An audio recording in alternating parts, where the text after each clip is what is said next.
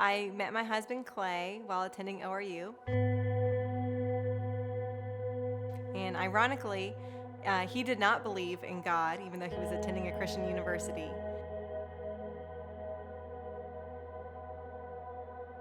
We really just let each other do our own thing concerning our beliefs. He did not believe, and I did believe. 3 years after we were married, we had our first child, Havana, and almost 3 years after that, we had our first son, our second child, Aubrey. He was a needy baby is what I classified him as. I couldn't ever put him down without him crying.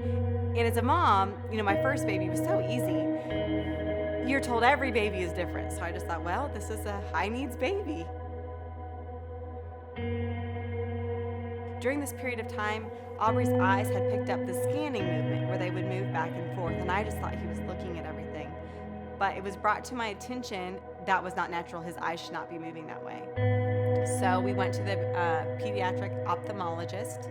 He did a very quick eye exam, and then he said, I need you to get your husband here.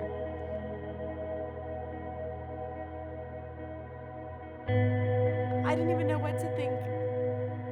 I was just gripped with fear. So my husband came, and the doctor brought us in a room together, and I remember his exact words. He just said, baby is not seeing.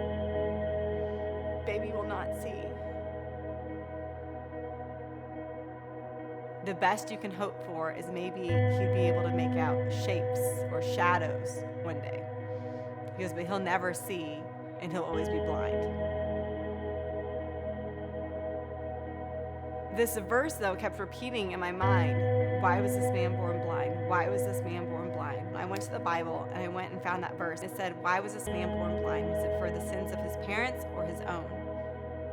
It said, he was born this way so that my glory might be shown. And I just knew. It's like something dropped in my spirit. It was just God telling me, I'm going to heal him.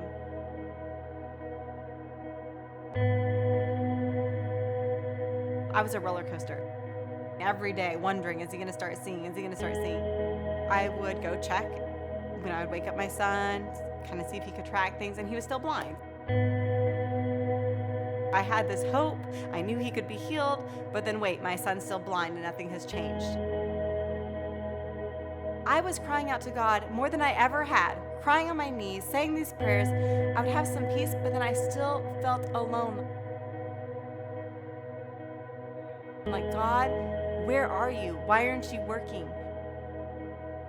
And I just remember just being like, you need to come right here in front of me and heal him. Like, if ever there was a time, like, I'm not going to leave you alone until you heal him. So at that time, Clay came to me and he just said, I don't think this is healthy. I don't think you're dealing with reality. I think you're in denial, and stop praying and talking about healing. And that was hard. This is the one thing that's getting me through and that I'm holding on to. Don't ask me to stop praying, because I won't stop.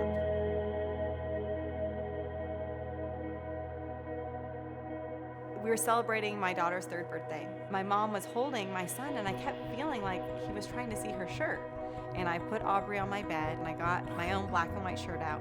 I moved it from side to side, and Aubrey moved his head from right to left, side to side, following, and I knew he was seeing.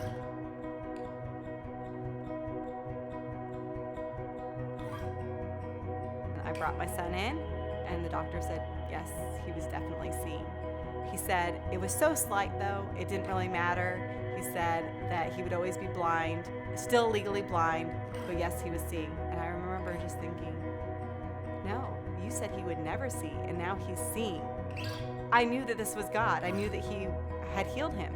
So his vision just kept getting better and better progressively, going from not seeing at all, worse than 2200, then to 2150, 2100, 2080, 2070, 2060. Every time we would go back, there would be an improvement in vision. We were told he would never see, but he sees.